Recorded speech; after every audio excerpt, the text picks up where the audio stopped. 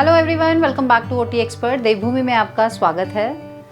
जैसा कि सभी को इंतज़ार था कि हेलीकॉप्टर बुकिंग्स जो हैं केदारनाथ जी की आज ओपन होने वाली थी। 8 अप्रैल 2023 की बात कर रहे हैं हम, जिस दिन हम ये वीडियो रिकॉर्ड कर रहे हैं। और हम भी इंतज़ार कर रहे थे क्योंकि हमने भी कुछ लोगों के जो पैकेजेस बुक किए हैं जिन्हें केदारनाथ भी जाना है और उन्हें क्योंकि सिर्फ हेलीकॉप्टर से ही जाना है, तो हम भी इंतज़ार कर रहे थे कि अगर बुकिंग्स खुलेंगी तो हम भी ट्राई करेंगे। हालांकि लास्ट ईयर जैसा कि GMVN जब बुक कर रहे थे तो बहुत सारी परेशानियों का सामना करना पड़ रहा था। कुछ लकी लोगों की बुक भी हो गई थी, लेकिन इस बार ये काम दिया है IRCTC को। और IRCTC की जो वेबसाइट है, जिस तरह से उन्होंने डिज़ाइन की, काफ़ी अच्छी है। और उन्होंने बहुत ही सुविधा के लिए एक चीज़ जो पिछली बार बहुत ज़्यादा थोड़ा सा डिफ़िकल्ट हो रहा था, जब हम बुकिंग कर रहे थे तो उसमें हमें बहुत सारी डिटेल्स डालनी पड़ रही थी, लेकिन इस बार उसको इजी बनाने के लिए जब हम उत्तराखंड की साइट पर ही जब एक अपना रजिस्ट्रेशन कर लेते हैं तो वो रजिस्ट्रेशन करने के बाद आपका काम बहुत आसान हो जाता है जब आप हेलीकॉप्टर बुकिंग करते हैं। तो IRCTC में हमने भी कोशिश की आज बुकिंग करने के लिए, हालांकि हो नहीं पाई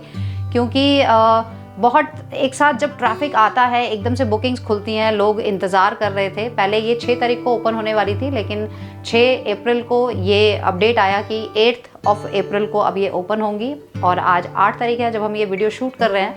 तो हमने कोशिश की, 12 बजे का टाइम था, लेकिन लगभग 1 बजे ये शुरू हुआ था। और शुरू होते ही जैसे कि सब लोगों ने करना शुरू किया होगा बुकिंग, तो और क्योंकि साइट पर बहुत ज़्यादा ट्रैफिक एक साथ आ जाने की वजह से पेज बार बार ब्लैंक हो रहा था। बहुत मुश्किल हो रही थी हमें भी बुक करने में। फाइनली हम बहुत मेहनत करने के बाद आधे घंटा आई थिंक 45 मिनट्स हमें लगा उस पेज तक, प्रोसेस तक पहुँचने में।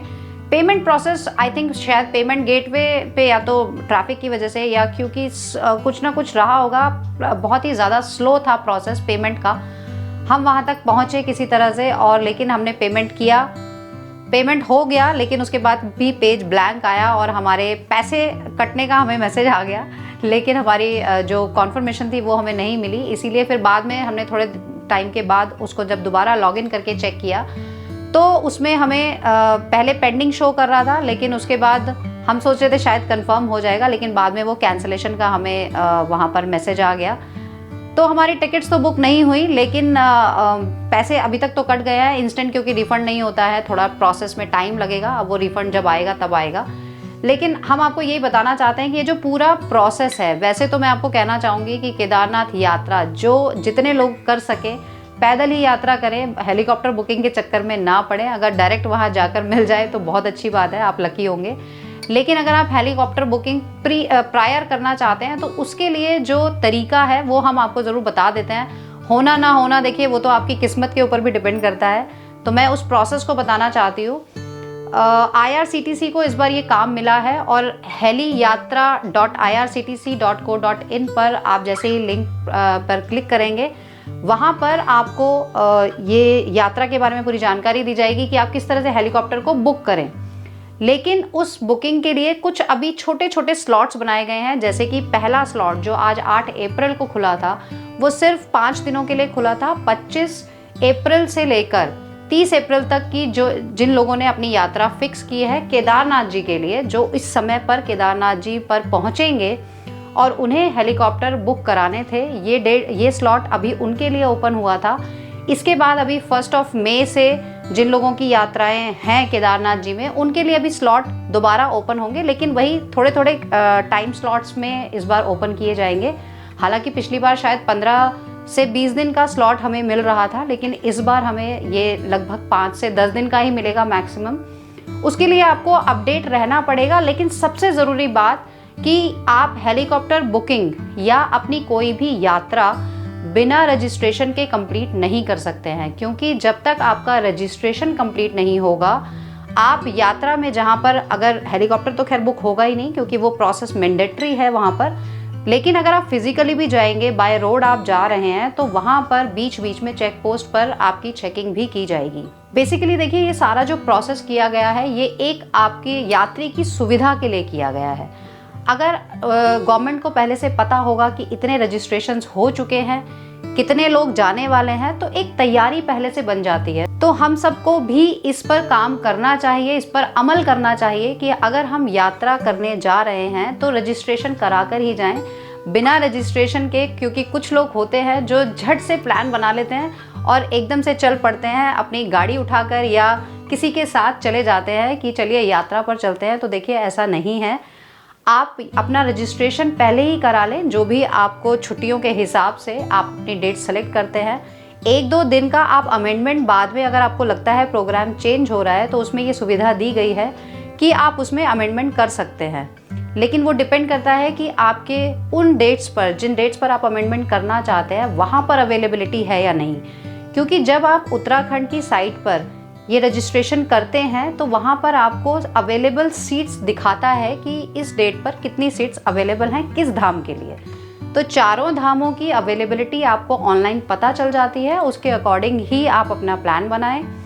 गवर्नमेंट हमारे लिए इतना इनिशिएटिव कर रही है तो हमें भी करना चाहिए। और क्योंकि हेलीकॉप्टर बुकिंग्स कर पाना मुश्किल तो है ही, साथ ही क्योंकि जब अमाउंट कट जाता है और रिफंड प्रोसेस होने में इतना टाइम लगता है, तो जिन लोगों के पास बहुत ज़्यादा पैसा है वो लोग ये रिस्क ले सकते हैं, लेकिन जिनके पास लिमिटेड पैसा है वो इसे ट्राई ना करें तो ज़्यादा अच्छा है। तो चलिए अब हम बात कर लेते हैं अपने पैकेजेस की, क्योंकि काफ़ी सारे लोगों ने हमसे पैकेजेस बुक करा लिए हैं। आई एम श्योर दूसरी जगहों से भी किए होंगे।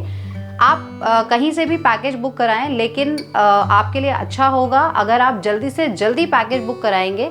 तो एक सुविधा होती है वही कि क्योंकि आपको रजिस्ट्रेशन भी कराना होता है, तो अवेलेबिलिटी के हिसाब से आपको रजिस्ट्रेशन में भी इजी हो जाएगा और साथ ही पहले से सब कुछ प्लान करके चलेंगे तो ये गवर्नमेंट के लिए भी अच्छा है, उन्हें पता होगा कितने लोग जाने वाले हैं, और आपके लिए भी अच्छा होगा क्योंकि आपको होटल रूम्स भी इजीली मिल जाएंगे। अदरवाइज जैसे जैसे टाइम आगे बढ़ता जाएगा होटल्स में अवेलेबिलिटी ख़त्म हो जाएगी, फिर आपको अच्छे रूम्स नहीं मिल पाएंगे।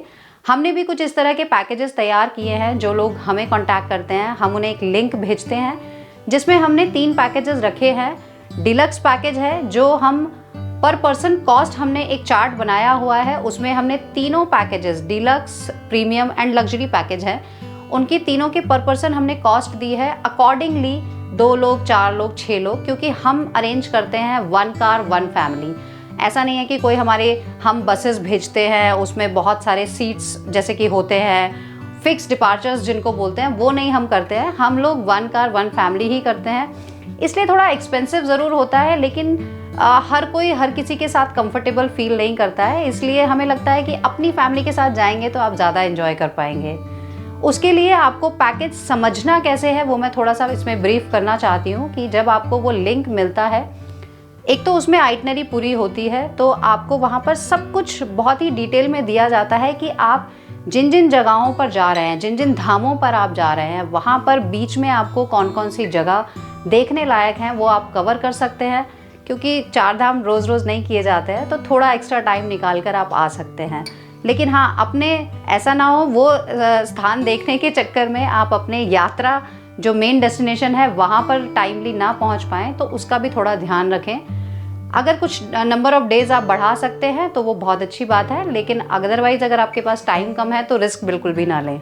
हमारा जो चार्ट है जिसमें हमने कॉस्टिंग दी हुई है वो 2 लोगों से शुरू है, क्योंकि हमने कॉस्ट इस तरह से ली है कि अगर मिनिमम 1 गाड़ी भी जाएगी तो उसमें अगर आप 2 लोग जाते हैं, होटल का 1 रूम बुक होता है, चाहे वो 1 पर्सन हो या 2 पर्सन, तो जो मिनिमम कॉस्ट हमने रखा है वो 2 लोगों का ही रखा है। अगर सोलो ट्रैवलर्स, क्योंकि कई बार हमें बहुत कॉल करते हैं कि हम तो सिंगल हैं, हम अकेले ही जाना चाहते हैं, तो उनके लिए वो कॉस्ट थोड़ा सा ज़्यादा हो जाता है, क्योंकि वो ऑलमोस्ट 2 लोगों का ही कॉस्ट होता है, सिर्फ उसमें खाने का थोड़ा सा कम हो जाता है। लेकिन क्योंकि देखिए पूरी गाड़ी आपके पास पूरी जा रही है आपके साथ, होटल का रूम भी आपको पूरा मिलेगा, ऐसा नहीं है कि आधा मिलेगा आधा कोई और यूज़ करेगा, तो वो प्राइवेट कार प्राइवेट रूम के साथ आपको जब पूरा पैकेज मिलता है तो वो थोड़ा सा कॉस्टली हो जाता है। साथ ही इसमें जो डिलक्स पैकेज है वो हालांकि उससे नीचे के पैकेजेस भी हैं, लेकिन वो हम सेल इसलिए नहीं करते हैं क्योंकि वहाँ कहीं ना कहीं सर्विसेज के इश्यूज़ आते हैं। हाँ, कॉस्ट कम होती है क्योंकि कम कॉस्ट में हम ज़्यादा लग्जरी की उम्मीद नहीं कर सकते हैं, जिसमें जो मुझे लगता है कि एक मिनिमम मतलब एक अच्छी कॉस्ट हम जिसे कह सकते हैं, जो बहुत ज़्यादा भी नहीं है बहुत कम भी नहीं है, वो हम डिलक्स पैकेज को मानते हैं, जो विद ब्रेकफास्ट हमने रखा हुआ है और उसमें पर पर्सन कॉस्ट है, तो वो आप देख सकते हैं। लेकिन जो ज़्यादा बजट रखते हैं, जिनको लगता है कि हमें ज़्यादा सुख सुविधाओं के साथ जाना है, लग्जरी पैकेज या प्रीमियम पैकेज लेना है, उनके लिए थोड़ा सा कॉस्ट ज़्यादा है, लेकिन ऑफ कोर्स उसी हिसाब से आपको सारी चीज़ें मिलती हैं। गाड़ियों के ऑप्शंस भी आपको बहुत सारे दिए जाते हैं, जैसे कि आप छोटी गाड़ी में अगर 2 लोग हैं तो आप डिज़ायर में भी जा सकते हैं, लेकिन अगर आपको प्रीमियम पैकेज चाहिए और आपको लगता है कि कंफर्ट होना चाहिए तो 2 लोग आप इनोवा में भी जा सकते हैं। बस कॉस्ट का थोड़ा सा फ़र्क पड़ जाता है। इसी तरह से आप जब ज़्यादा लोग होते हैं, 6 लोग हैं, तो वो इनोवा में भी जा सकते हैं, लेकिन अगर आप 6 लोग टेम्पो ट्रैवलर में जाना चाहते हैं ज़्यादा स्पेस के साथ, तो वो भी अरेंज हो सकता है। सिर्फ आपको कॉस्ट ध्यान में रखनी है। तो इसी तरह से हमने वो टेबल बनाया हुआ है। डीलक्स पैकेज को हमने विद ब्रेकफास्ट रखा है, लेकिन बाकी के जो 2 पैकेजेस हैं वो हमने विद ब्रेकफास्ट एंड डिनर रखे हैं, लेकिन सप्लीमेंट कॉस्ट हमने साथ में दे दिया है। तो अगर किसी को डीलक्स पैकेज भी विद ब्रेकफास्ट एंड डिनर चाहिए तो वो भी एक्स्ट्रा कॉस्ट पे करके वो ले सकते हैं। साथ ही मैं समझाना चाहती हूँ कि जिस तरह से हमने 2 के मल्टीपल में रखा है टेबल को, क्योंकि 3rd पर्सन या 5th पर्सन अगर होता है, एक रूम में आप 3 लोग इजीली रह सकते हैं, तो वो 3rd पर्सन की कॉस्ट आप एक्स्ट्रा पर्सन चार्ज में आप उसको इंक्लूड कर सकते हैं। वो हमने नीचे मेंशन किया हुआ है चार्ट में। वो लगभग 40% होता है, 35 to 40%। तो आपको कहीं ना कहीं वो थोड़ा सा रीजनेबल हो जाता है जब आप उस कॉस्ट को 3 लोगों में डिवाइड करते हैं। तो अगर आप 3 लोग हैं, 5 लोग हैं, क्योंकि आप 2 रूम में या 1 रूम में ही जब एडजस्ट होते हैं 3 लोग, तो आपको कॉस्ट डिवाइड हो जाता है और आपका पैकेज का टोटल जो ओवरऑल कॉस्ट आता है वो कम हो जाता है। इसके अलावा कई लोग मुझसे क्वेश्चन करते हैं कि हमारे जो पैकेजेस हैं, लग्जरी पैकेजेस और प्रीमियम पैकेजेस, उनमें क्या डिफरेंस है, क्योंकि होटल्स के नाम भी उनको सेम ही लगते हैं। तो उसमें देखिए मैं बता देती हूँ, होटल्स आपको सेम मिलते हैं, लेकिन जो रूम कैटेगरीज हैं वो क्योंकि डिफरेंट होती हैं होटल्स में, तो वो आपको उस पैकेज के हिसाब से मिलती हैं। तो चलिए, हमने आपको अपडेट दे दिया है किस तरह से हेलीकॉप्टर बुकिंग्स होंगी। आने वाले टाइम में भी हम आपको बताते रहेंगे क्या क्या अपडेट्स हैं। फिलहाल अभी 30 तारीख तक की बुकिंग्स तो हो गई हैं, लेकिन आगे के जैसे ही स्लॉट ओपन होंगे हम आपको ज़रूर इन्फॉर्म करेंगे, और चाहे तो आप ट्राई कर सकते हैं। लेकिन हम आपको जानकारी कैसे देंगे जब तक आप चैनल सब्सक्राइब नहीं करेंगे। तो चैनल को सब्सक्राइब कर लीजिए, क्योंकि इसी तरह की जानकारियां हम हमेशा टाइम टू टाइम आपको देते रहते हैं, चाहे वो 4 धाम से रिलेटेड हो या फिर पूरे उत्तराखंड में कहीं से भी कोई अपडेट आता है तो हम आपको सबसे पहले देने की कोशिश करते हैं। ये वीडियो कैसा लगा आपको, कितना इन्फॉर्मेटिव लगा, कमेंट करके ज़रूर बताएं। और इसी तरह से ट्रैवल करते रहिए ओटी एक्सपर्ट सपना के साथ। जय माँ गंगे, हर हर Gange. Hello everyone, welcome back to OT expert.